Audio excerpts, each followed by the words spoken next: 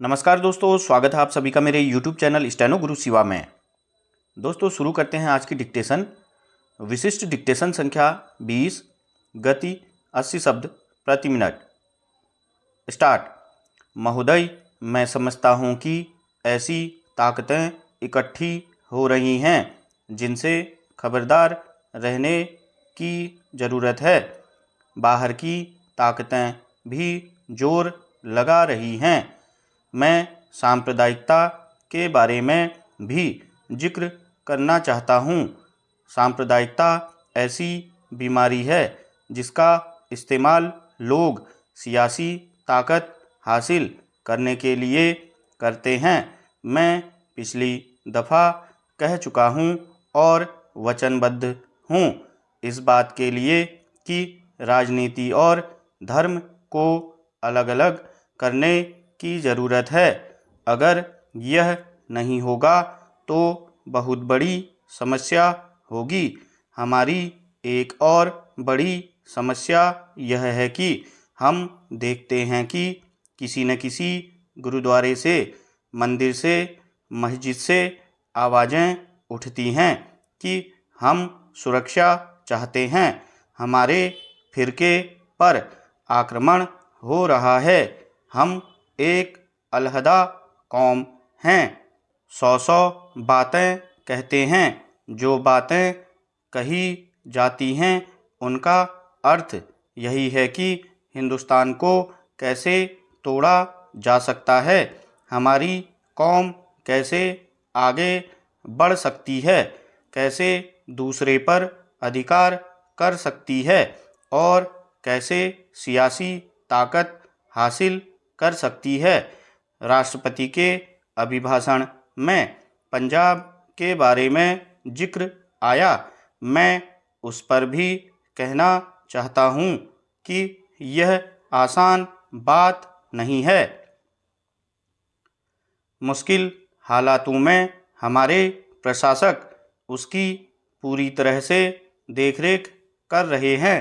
यह ठीक है कि इसका सियासी मसला हल करने की ज़रूरत है, लेकिन वहाँ जो ताकत है, अकाली दल जो कहता है, वह मैं अर्ज करना चाहता हूँ।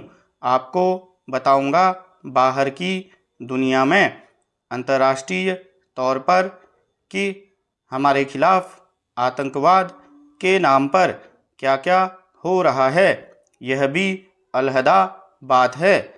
मैं कहना चाहता हूँ कि जो ताकत अपने आप को दल कहती है, यह 2 हिस्सों में तकसीम है। वे कहते हैं हमको सरकार दो।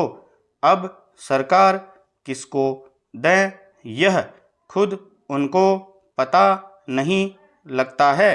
यह खुद उनको पता नहीं लगता कि सरकार किसने बनानी है, किसने नहीं बनानी है। वे यह कहते हैं कि जो सिख हरियाणा में रहने वाले हैं, उनको चाहिए कि वे देवीलाल जी की मदद करें। किस बात के लिए बताएं तो सही। बातें तो खुद कहीं उन्होंने झगड़े डाले हुए हैं, वे हम पर थोपते हैं।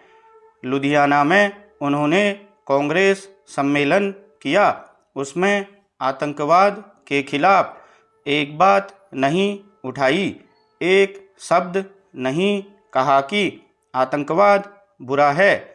आतंकवाद क्यों है? जो ऐसी गतिविधियां करते हैं, हम उनका मुकाबला करेंगे।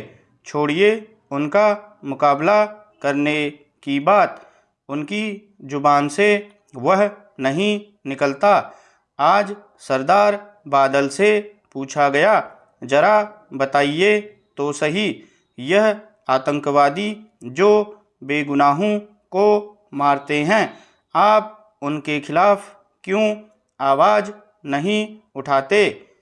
वे कहते हैं कि हमें क्या पता है कि कौन निर्दोष है और कौन दोषी है।